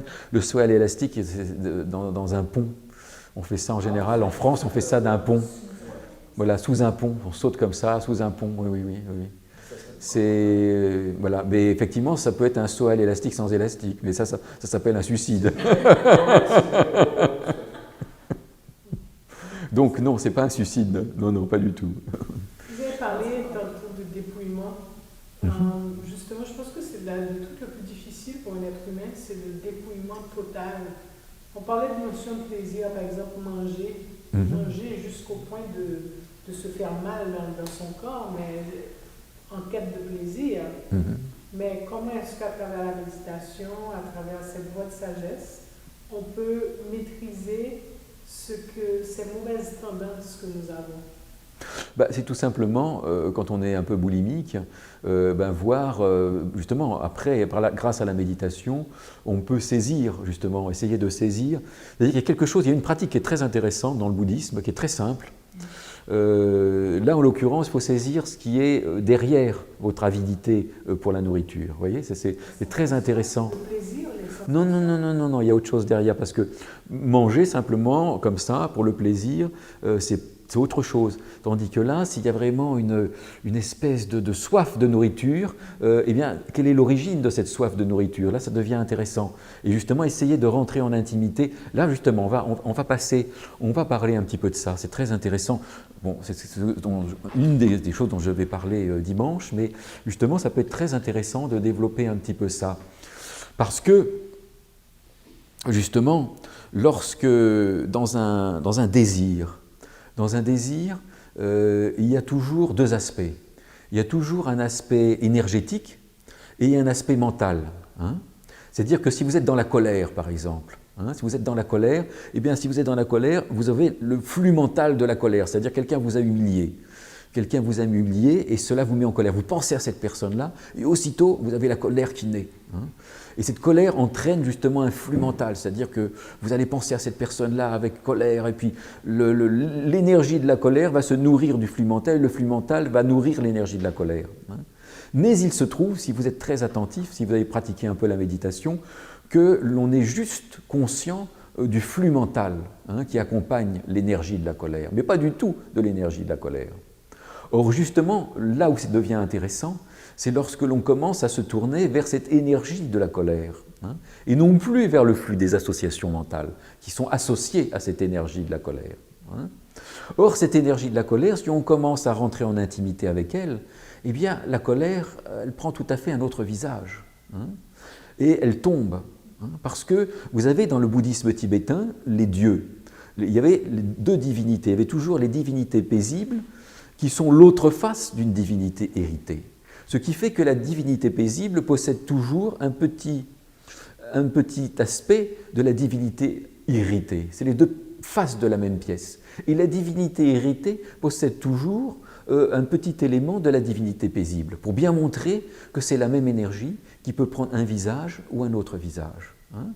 Donc cette colère, justement, cette énergie de la colère, si vous commencez à entrer en intimité avec elle, eh bien, elle cessera justement d'être une énergie destructrice qui alimentera justement votre flux mental. Et là, vous verrez qu'elle sera tout à fait différente. Et c'est pour ça que dans le bouddhisme, on considère, quand vous êtes en colère, par exemple, vous êtes en méditation et puis brusquement vous avez une pensée de quelqu'un qui vous a humilié, donc vous avez un moment de colère. Ça c'est génial, parce que vous êtes en méditation et en même temps vous êtes en colère. Et bien justement, ça va vous permettre de comprendre un peu mieux comment ça se passe. Alors que si vous êtes dans la vie active, eh bien vous n'aurez pas la distance nécessaire. Mais là, si vous êtes en méditation, vous avez peut-être la distance nécessaire. Et donc, vous nommez la colère simplement. Vous dites colère, simplement, 3 fois. Colère, colère, colère, c'est tout. Vous la nommez. Il ne s'agit pas du tout de l'analyser. Si vous l'analysez, c'est fini. Alors là, vous allez vous perdre dans la subjectivité, c'est terminé. Juste, vous la nommez. Si vous êtes dans le désir, par exemple, vous êtes en méditation, et brusquement vous avez un désir sexuel très fort qui vous traverse, eh bien vous nommez simplement désir sexuel, c'est tout. Et vous verrez à ce moment-là que justement ce désir, curieusement, à partir du moment où il est nommé, eh bien il tombe. Et justement, cette énergie justement du désir sexuel, ou cette énergie de la colère, ou cette énergie, je ne sais pas, d'une autre émotion qui vous traverse, ou la tristesse. Vous pouvez faire ça avec la dépression, par exemple la tristesse. Brusquement, vous avez la tristesse comme ça qui vient sur vous. Vous êtes en méditation, puis il y a la tristesse. Vous nommez la tristesse, vous dites tristesse, tristesse. Et vous verrez à ce moment-là que la tristesse part comme une espèce de... Vous prenez une distance avec cette tristesse. Hein, et vous, en quelque sorte, entrez en intimité avec ce qui est derrière la tristesse, avec cet état de contraction un petit peu qui est derrière votre moment de dépression, votre moment de tristesse. Hein. Et ça, justement, c'est un exercice extrêmement important, extrêmement fructueux, et qui est très simple. C'est très simple, et pourtant, c'est très efficace, très très efficace. Voilà. Et il s'agit surtout, il ne faut pas rentrer justement dans une réflexion sur la tristesse, une réflexion sur la colère. Alors là, c'est fini. Ou alors une analyse, pourquoi je suis en colère, etc., comme on le fait dans la psychanalyse. Ça, c'est terminé. C'est terminé. Juste nommer les choses. Et là, vous les objectivez. Vous prenez la distance avec. Voilà. Hein? Ça vient du Mahamudra. Non, ça appartient à l'école justement du Theravada. C'est des choses qui sont enseignées dans l'école Theravada, c'est-à-dire le bouddhisme des origines, le bouddhisme birman et des Sri Lankais. Voilà. C'est intéressant parce que moi j'ai vu ça dans la méditation telle qu'elle est enseignée par l'école de Chogyam Trungpa Rinpoche, l'idée de nommer les pensées, de les étiqueter. Oui, il a pris ça dans le bouddhisme des origines, certainement, mais on ne retrouve pas trop ça dans le Mahamudra. Mais de toute façon, le bouddhisme est un. C'est-à-dire que même ce que je suis en train d'étudier, là, le Mahamudra que je suis en train d'étudier, ce texte fondamental du Mahamudra, de Tashinam Gyal, qui est un grand maître tibétain, je crois du XVIe siècle, il dit lui-même que justement les voies du Theravada et tout ça, bon, il y a une unité, donc c'est tout à fait justifié, c'est-à-dire que Chogyam Trungpa, qu'il ait enseigné ça, c'est tout à fait justifié. Mais ça appartient plutôt à la voie du Theravada, à l'origine en tous les cas, hein, c'est plutôt du Theravada, oui. C'est plutôt dans le bouddhisme birman que l'on enseigne ça. Hein. Et la méditation se fait les yeux mi-ouverts, c'est pas une méditation avec les yeux fermés, transcendantale, c'est plus intégratif? Ça dépend. Là, vraiment, ça dépend. Il y a des méditations, parce que tout ça, c'est assez subtil et c'est assez... Parce qu'il y a des façons, par exemple, dans l'attention au souffle, il y a des attentions au souffle qui appartiennent à Samanta, des attentions au souffle qui appartiennent à Vipassana. Voilà, c'est assez subtil, hein, c'est pas des choses, tout ça, parce que là encore, c'est l'expérience des moines qui était extrêmement subtile, parce que justement, ils avaient pratiqué ça, ils pratiquaient ça toute leur vie. Et ça... c'était Vipassana qui était... Oui. Samanta et Vipassana, oui, c'est l'origine un petit peu actuellement, oui, tout à fait.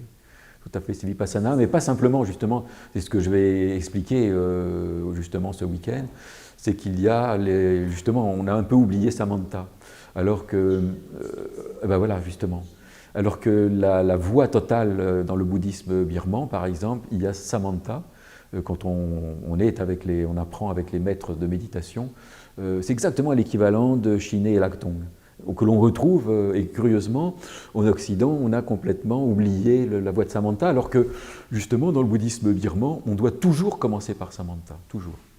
Voilà, ça c'est la base, quoi. On commence par Samanta, et ensuite on aborde Vipassana.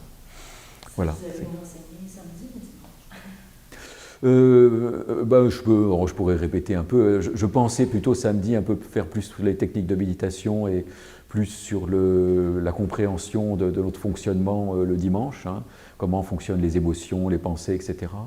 Mais oui, je peux faire. Ça dépendra un petit peu comment ça se passe, quoi. Voilà. C'est un peu ce qui était prévu, mais On peut faire dimanche aussi une autre. Voilà, c'est un peu.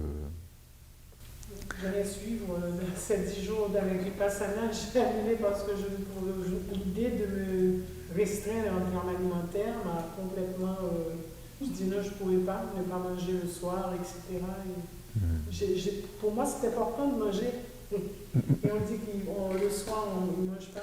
Oui, mais simplement, c'est vrai qu'il faut faire aussi avec. C'est-à-dire que dans la voie, telle que je l'ai apprise, la voie du bouddhisme, en fait, c'est très libre. Par exemple, c'est quelque chose qui est aussi très, très ignoré de la voie actuellement telle qu'elle est enseignée en Occident. C'est qu'on doit passer plusieurs jours à voir quelle est la position qui nous convient la mieux. Et alors, parmi les positions qui nous conviennent la mieux, ça peut être allongé, ça peut être assis, ça peut être en marchant. Donc on peut méditer en marchant, on peut méditer allongé ou on peut méditer assis dans la position traditionnelle. Alors on a simplement sélectionné la position assise, mais quand on voit vraiment l'enseignement à l'origine, non, pas forcément, on peut méditer aussi en marchant. Et d'ailleurs, oui, il y a comment il s'appelle ce grand chorégraphe français, Béjart. Béjart, il faisait partie d'une voie, Maurice Béjart, oui, faisait partie d'une voie soufie. Et il disait que lui, il aimait surtout méditer en marchant. Il dit que pour lui, il méditait beaucoup plus facilement en marchant qu'immobile. Et bien voilà, il était dans sa méditation qui lui convenait. Et bien dans le bouddhisme, à l'origine, eh bien on devait passer 3 jours, on disait 3 jours, vous essayez. Et vous adoptez la pratique qui vous convient la mieux. Hein. Mais ce qu'il y a, c'est qu'on a un petit peu oublié tout ça, on a tout sélectionné, on a tout, alors qu'en fait c'est assez libre, en fait, il n'y a pas vraiment toutes ces restrictions qui sont arrivées après, quoi. Voilà, c'est un petit peu, voilà, donc c'est assez aussi intéressant de voir ça. Donc effectivement, vous aimez manger, c'est important de manger, et bien justement un maître authentique doit tenir compte de ça. Voilà, doit tenir compte de ça. Il dit voilà, vous êtes comme ça, et bien je vous prends là où vous êtes, et puis vous verrez, vous allez, et puis c'est de vous-même. Moi, quelque chose qui m'avait beaucoup frappé, énormément frappé, quand j'ai rencontré mon premier maître en méditation, qui était Mahinda, qui était un moine du Sri Lanka.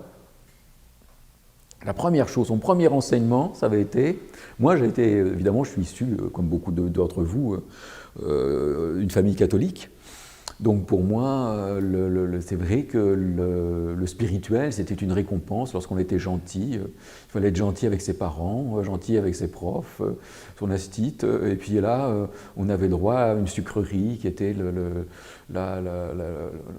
spirituel éventuellement, quoi, voilà.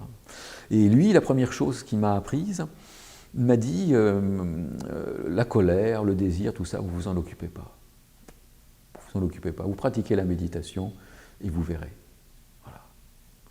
Et ça m'avait beaucoup marqué parce que je m'étais dit, ah là, voilà, oui, là, ça me convient. Voilà.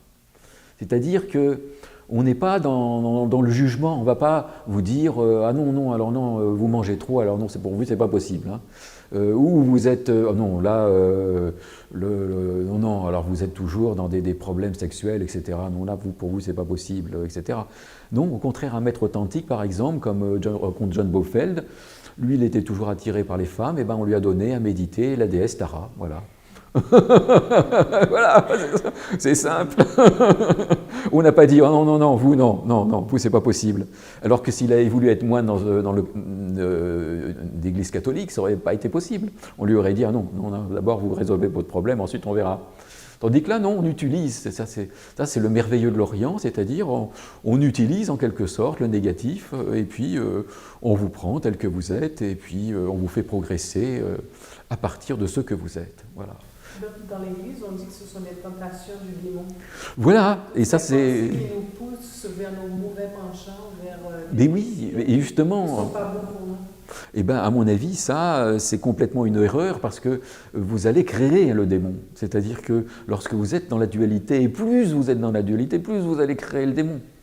C'est-à-dire que Saint Antoine, justement, il a été assailli par les démons jusqu'à l'âge de 99 ans, on dit. Il était temps peut-être qu'il réalise que les démons, il les créait aussi par sa haine du démon. C'est-à-dire qu'on entretient le démon comme ça. Parce que les Tibétains disent l'esprit, il est comme le chameau. si vous décidez de ne plus mentir, vous êtes sûr que dans les 2 heures qui viennent, vous allez mentir. Si vous prenez une décision, votre esprit il fera le contraire. Donc il faut être plus malin, justement, que l'esprit de contradiction de votre mental. Voilà. Hein. Et c'est pour ça que, justement, il ne faut pas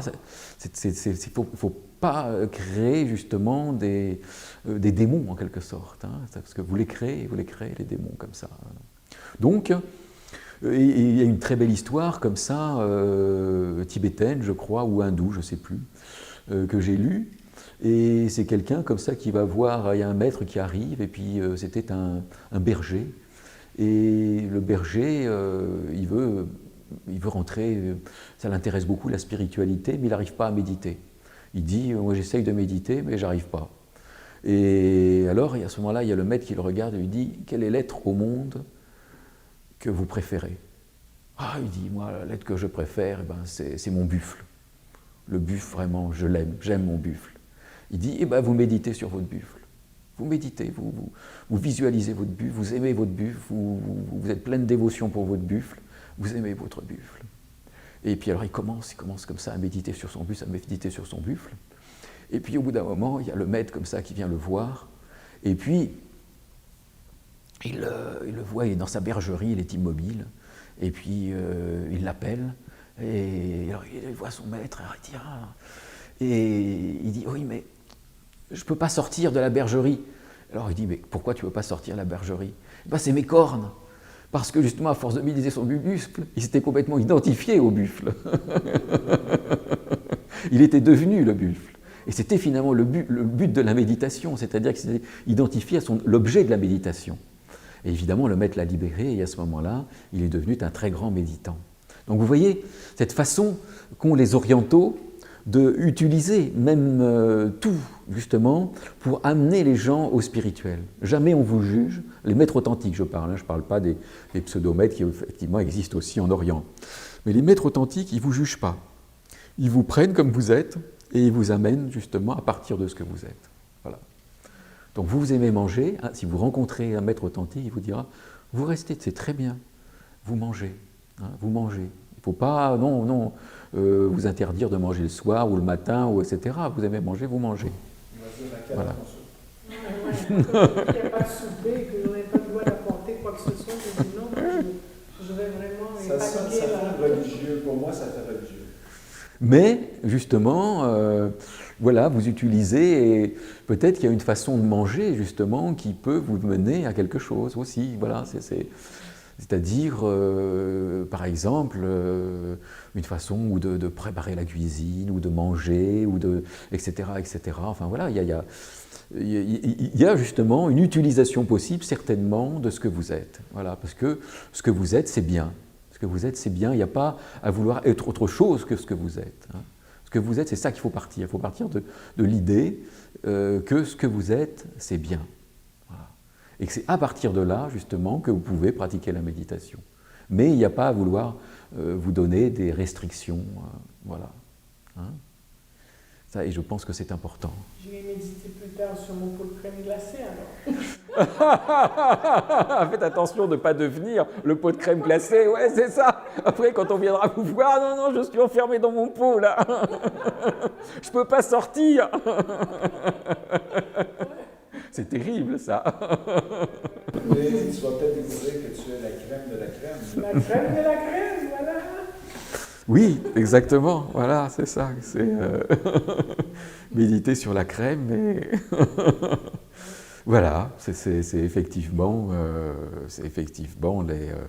parce que tout ça, c'est des questions de tempérament, et tous les tempéraments sont des chemins différents, hein, pour employer une métaphore, vers ce qu'on peut appeler Dieu ou les dieux, enfin voilà, vers la réalité spirituelle en tous les cas. Hein, tous les tempéraments sont... on est tous une expression différente de la réalité. Voilà, donc, et ça, on retrouve ça dans toutes les voies authentiques. Toutes les voies authentiques sont comme ça. Voilà, voilà. Et ça, pour moi, je vous ai dit, c'était le premier grand enseignement, justement, de l'Orient, ça a été celui-là. C'était de me prendre comme j'étais, quoi, voilà. Hein, de ne pas s'occuper D'abord, alors s'il m'avait dit d'abord, mais il ne faut pas que vous soyez en colère, jamais. Il ne faut pas que vous soyez dans la crainte, dans la peur, etc. Bon, évidemment, là, j'aurais dit, c'est hors de portée, c'est hors de ma portée. Hein. Tandis que là, non, brusquement, ça devenait à ma portée, évident. Voilà. Est-ce que le chemin a été long avant de... Est-ce que le chemin a été long avant d'accéder à la... À une certaine paix? Non, ce que j'appelle la révélation. Ah, la révélation, il y a des révélations aussi. Hein. C'est pas parce que la révélation définitive comme ça, c'est quelque chose qui est quand même comme Ramana Maharshi, qui était complètement installé dans l'état, ce qu'on appelle le Sahaj Samadhi. Hein. Au-delà du Samadhi, il y a le Sahaj Samadhi qui est l'état naturel. Ça, c'est très rare en fait. Hein. Il y a beaucoup de gens en fait, ils sont simplement, qui se disent éveillés, mais qui ont juste été traversés par une expérience, c'est tout. Hein. Donc il y a des ruptures, des éveils, des ruptures, avant la grande rupture définitive.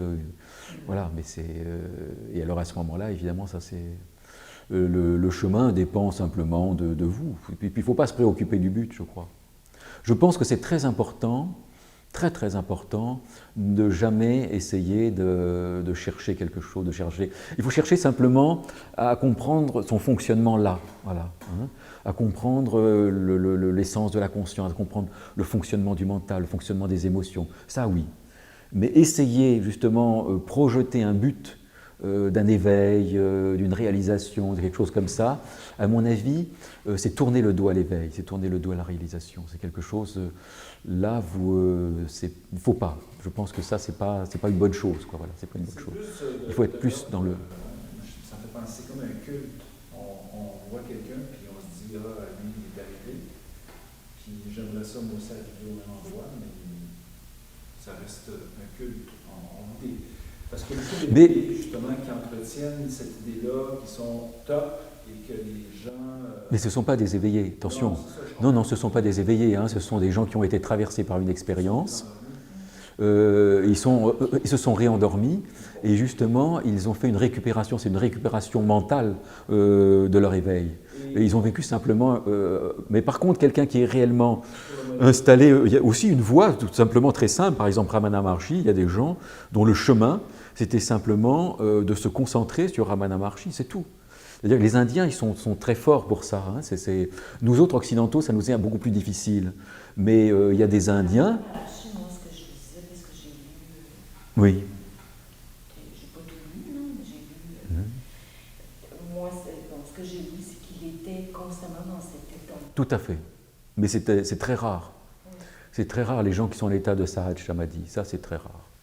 Et justement, quelqu'un qui est en état Sahaj Samadhi, on peut se concentrer sur lui, et ça peut être une voie d'éveil, effectivement, c'est-à-dire mais on ne pense pas à l'éveil, on pense simplement à recevoir la bénédiction constante, justement, de ce maître. Hein.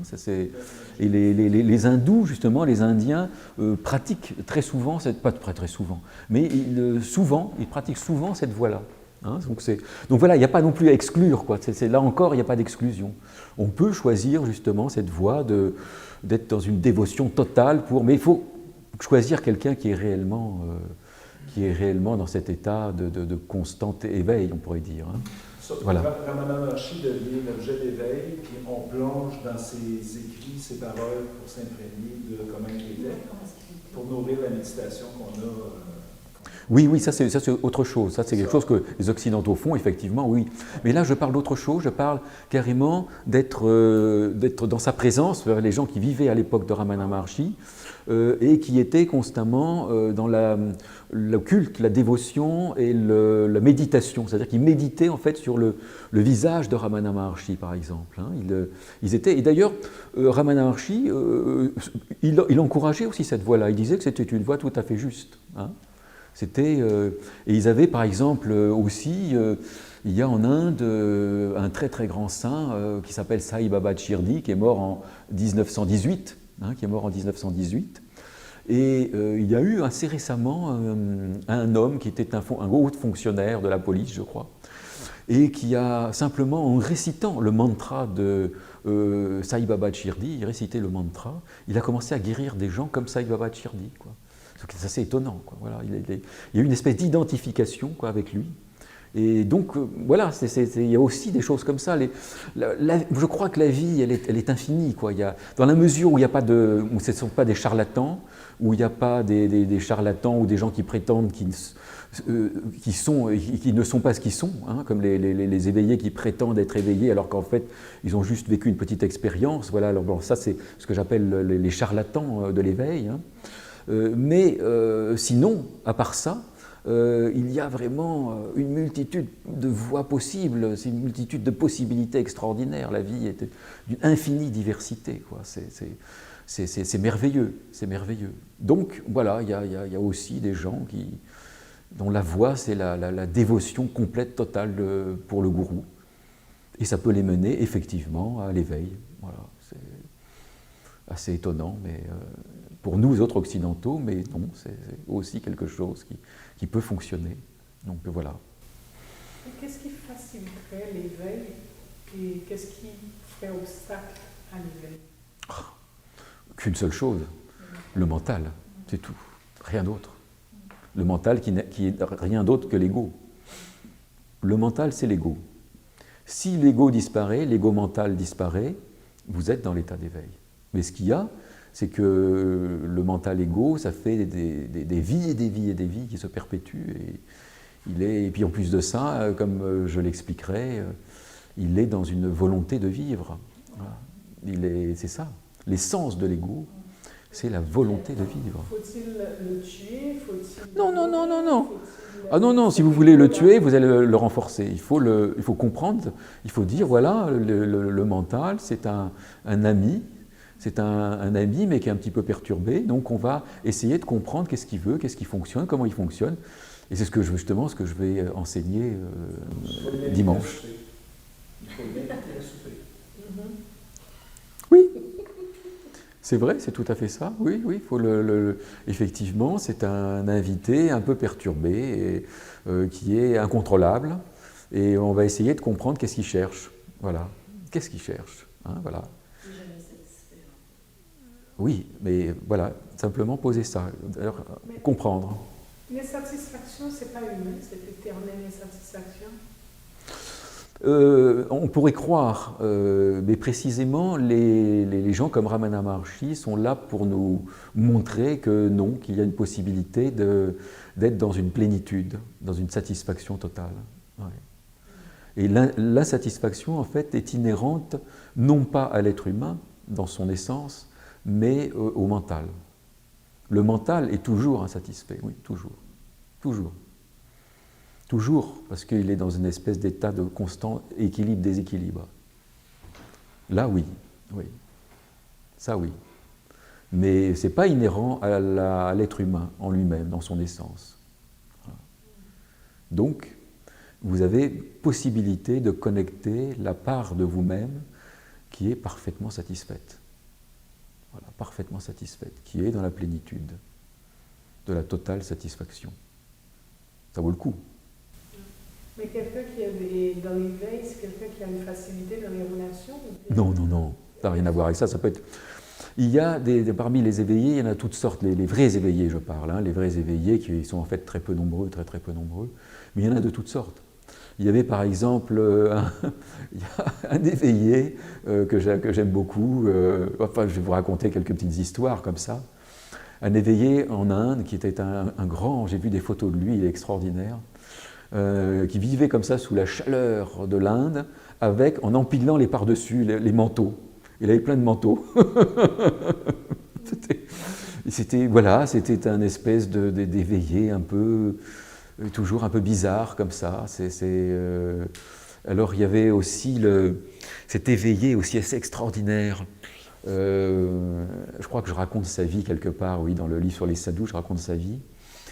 Et un jour, ça c'était pendant l'occupation anglaise en Inde, et puis évidemment c'était l'époque victorienne, et un jour il s'est comme ça présenté tout nu devant une dame anglaise, et il était une dame anglaise qui était attablée comme ça, et lui il est passé tout nu, Alors évidemment, à l'époque, voir un homme nu, c'était, à part son mari, et encore, c'était absolument insupportable. Et alors, évidemment, tout de suite, elle a été trouvée un officier de police, et cet officier de police a arrêté Sadou, cet être réalisé, en fait, qui était un être réalisé.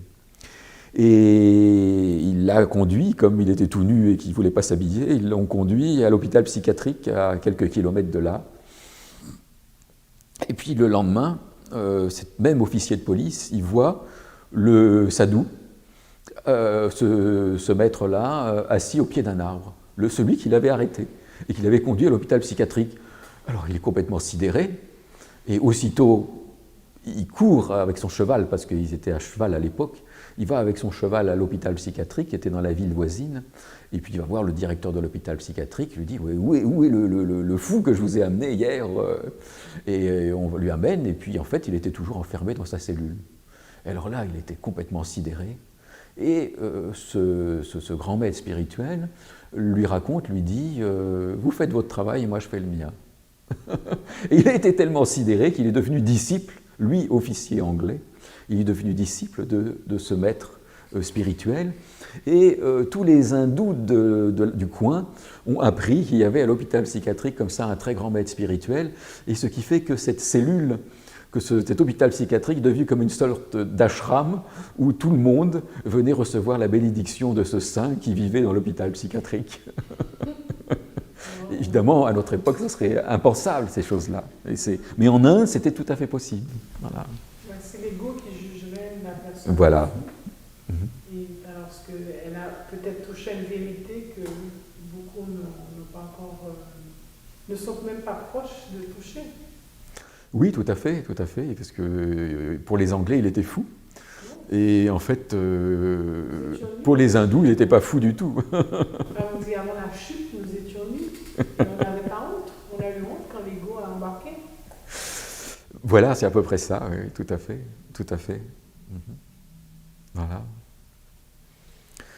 Et bien, je vois que cette conférence est terminée, c'est continué en quelque sorte en dialogue tout à fait sympathique. Donc si vous avez d'autres questions, on va continuer sur ce mode-là, parce que si jamais vous avez d'autres... Oui. Mais pour avoir Oui. Le titre, je crois, c'était méditation et écoute intérieure, puis j'ai curieux de vous entendre sur l'écoute intérieure, sur comment cultiver l'écoute de la voix intérieure. Ah, parce que on a tous à l'intérieur de nous ce qu'on peut appeler un maître, c'est-à-dire que tous les gourous extérieurs que l'on peut rencontrer dans notre vie sont toujours le reflet d'un gourou, du grand gourou qui est en nous. C'est le reflet temporaire en quelque sorte. Mais le seul véritable gourou, en fait, il est à l'intérieur de nous. Donc tous les gourous sont toujours des reflets. Tous ceux que vous pouvez rencontrer dans votre vie. Et précisément, en nous, on a le gourou suprême, qui est le nôtre, en quelque sorte. Et l'écoute du silence, lorsque le mental se tait, on est dans un état d'écoute et de silence, et on peut éventuellement entendre, par exemple, la parole de ce gourou intérieur, qui n'est pas une parole faite de mots, mais qui est une parole que l'on peut traduire en mots. Et simplement, le problème, c'est que cette parole-là, il ne faut pas que l'ego la récupère. Il faut être suffisamment transparent pour qu'elle vienne comme ça, naturellement. Et donc, cette écoute du silence vise à nous remettre entre les mains de notre maître intérieur. Voilà. Et ce maître intérieur correspond à notre essence profonde. À notre essence profonde qui n'est pas la même pour tous. C'est-à-dire que chacun, on a tous, une essence profonde différente. Ce que les soufis appellent un nom divin, c'est-à-dire un aspect de Dieu, pour parler le langage des soufis. Ou alors on peut dire un ange, si vous voulez. C'était les Kurdes, par exemple, parlent que l'on a tous en nous ce qu'ils appellent l'âme, une âme angélique. Une âme angélique qui, justement, vit, en quelque sorte, indépendamment de nous. Et tout consiste justement à nous connecter à cette âme angélique. Et on retrouve ça, cette notion-là, notamment dans les Yoga Sutras, dans l'enseignement des Yoga Sutras, qui parlent du Purusha. Or, l'âme angélique dont parlent justement ces maîtres kurdes, par exemple, ces maîtres soufis, eh bien c'est exactement la même chose que le Purusha dont parlent le Samkhya et les Yoga Sutras. Et c'est aussi la même chose que le Nous dont parle justement Plotin et les néoplatoniciens. C'est-à-dire, là encore, et Plotin dit justement que c'est comme un souffle de la divinité. Hein, c'est comme un souffle de la divinité, ou un océan, une vague plutôt du grand océan de la divinité, disent justement les maîtres soufis. Hein, cette âme angélique. Donc, ce qui est très intéressant, c'est que tous, en quelque sorte, on est à la fois un avec le grand océan, mais on est aussi, disons, cette âme angélique particulière, qui est notre essence profonde. Voyez ? Et on peut se connecter justement avec elle, et à ce moment-là, si on peut se connecter, si on peut être à l'écoute, et on peut connaître, notamment, ça c'est très intéressant, même dans notre vie ordinaire, on peut connaître notre dharma, ce que les Indiens appellent notre dharma, c'est-à-dire notre fonction, notre être profond, hein, et savoir par exemple qu'est-ce qui nous correspond dans la vie. Hein, qu'est-ce que c'est? Et par exemple connaître, parce que justement notre essence profonde se reflète aussi dans la nature, et elle se reflète notamment dans un animal totem, hein, ou dans un arbre particulier, ou dans une fleur particulière, ou dans un minéral particulier. C'est comme une espèce de rayon auquel nous sommes reliés, voyez, hein, puisque cette essence profonde va s'exprimer dans un animal, par exemple, votre essence profonde peut s'exprimer dans un animal comme le corbeau, j'ai parlé du corbeau, par exemple. Hein. Et là, ça sera très utile, parce que vous saurez que votre vie doit être en harmonie avec cette essence profonde, en harmonie avec le corbeau, par exemple, ou en harmonie avec le chêne, avec cet arbre-là, etc. Voilà. Vous aurez en quelque sorte, et vous saurez quand dans votre vie vous n'êtes pas en connexion avec le corbeau ou avec cette essence profonde, vous êtes en quelque sorte en porte-à-faux. Hein, et il faut vous connecter avec justement votre essence profonde. Voilà. Hein, donc vous voyez là déjà la pratique de la méditation, la pratique de l'écoute intérieure, c'est-à-dire être dans le silence, eh bien déjà ça peut nous permettre cette connexion avec notre essence profonde, avec notre divinité intérieure, avec notre âme angélique. Voilà.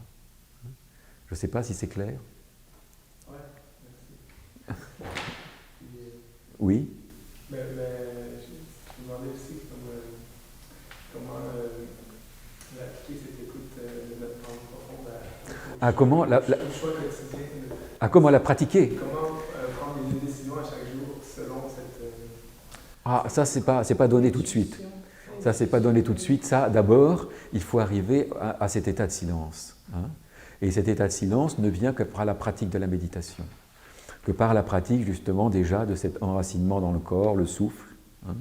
Et puis ensuite, dans cette, on peut dire, compréhension du mental qui fait que le mental se met à distance, c'est-à-dire qu'il tombe un petit peu comme une écorce. Hein. Et là, on est vraiment dans la plénitude du silence intérieur, hein, même si ça dure un tout petit instant. Hein. Et c'est simplement dans cet état de plénitude du silence que l'on peut entendre, en quelque sorte, la parole, mais ce n'est pas une parole. On peut entendre justement cette essence, ce maître intérieur qui peut nous parler. Voilà. Mais sinon, il y a aussi une autre façon qui est beaucoup plus, peut-être plus simple, c'est que vous pouvez par justement des rêves par exemple, par des rêves ou à travers des visions ou des rêves, avoir la connaissance justement ou de votre animal totem ou de votre arbre, etc. Ou de votre pierre fondamentale. Vous pouvez sentir aussi vos affinités, hein, réelles, pas les affinités justement qui sont une projection du mental, mais des affinités réelles. Et à ce moment-là, vous pouvez savoir si vous êtes en harmonie ou non avec ce rayon particulier. Voilà. Comment on découvre notre animal et totem et notre arbre? Allez, au revoir. Comment est-ce qu'on peut trouver notre animal totem et notre arbre qui nous correspond? C'est difficile. Les anciens, les Indiens d'Amérique du Nord, ils avaient une période à la fin de l'adolescence où ils allaient dans un lieu de pouvoir, ils jeûnaient, ils priaient et ils attendaient d'avoir une vision ou un rêve qui leur révélait leur animal totem. Voilà. Mais vous pouvez, peut-être par la pratique de la méditation ou en sentant profondément vos affinités, mais les affinités qui sont pas, c'est pas l'animal totem, c'est pas un animal que l'on aime bien. Hein. Si j'aime bien mon chien, mon chat, etc., c'est pas ça l'animal totem. Hein. L'animal totem, c'est quelque chose qui vient comme de l'extérieur, qui vient vous voir de l'extérieur, qui s'impose à vous. Hein. C'est pas quelque chose qui correspond à ce que vous aimez, pas forcément. Oui, parce que je n'aime pas forcément les animaux, moi, c'est ça. Eh bien, vous aimez à ce moment-là les fleurs, peut-être, ou les minéraux, ou les arbres, ou les paysages. Un paysage, par exemple, vous pouvez avoir une affinité avec un paysage de montagne, ou un paysage de plaine. Voilà, ouais, ben déjà, ça parle. Et puis votre thème astrologique peut parler aussi. Vous pouvez avoir des affinités, voire dans votre thème astrologique. Poisson, je suis serpent dans le truc chinois.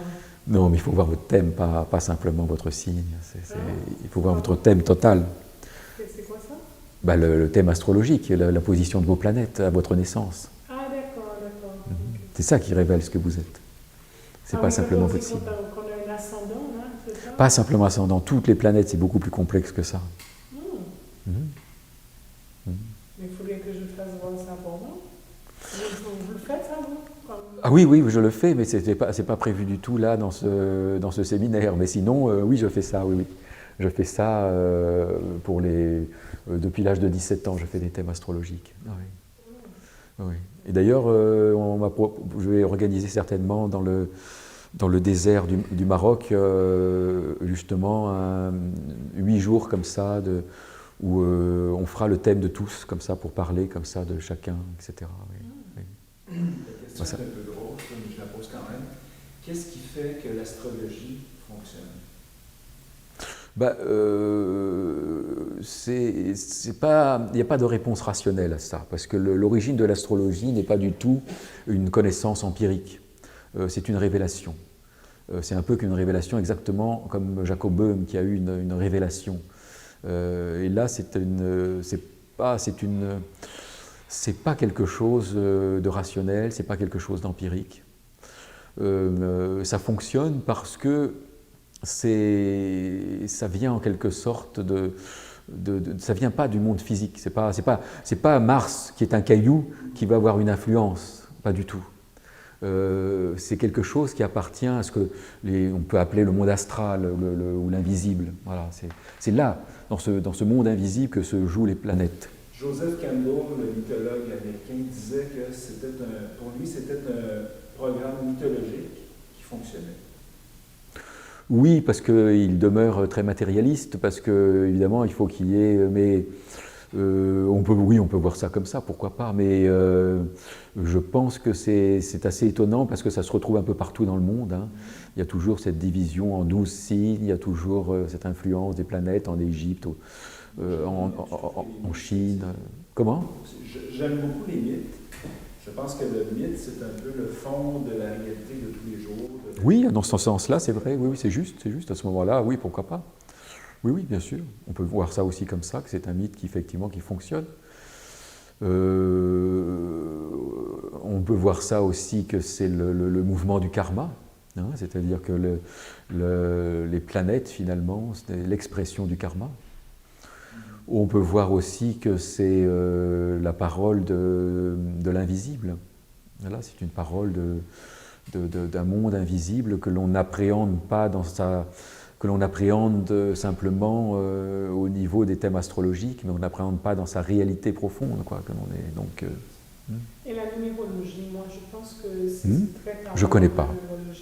Oui, mais je connais, là par contre, je ne peux pas en parler, là, oui, c'est certainement très intéressant. Mais il y a plein de sens, hein. Il y a aussi le Yi King, il y a aussi la géomancie, j'ai des amis qui pratiquent la géomancie, d'autres qui pratiquent le yiking, il y a d'autres méthodes, il y a la numérologie.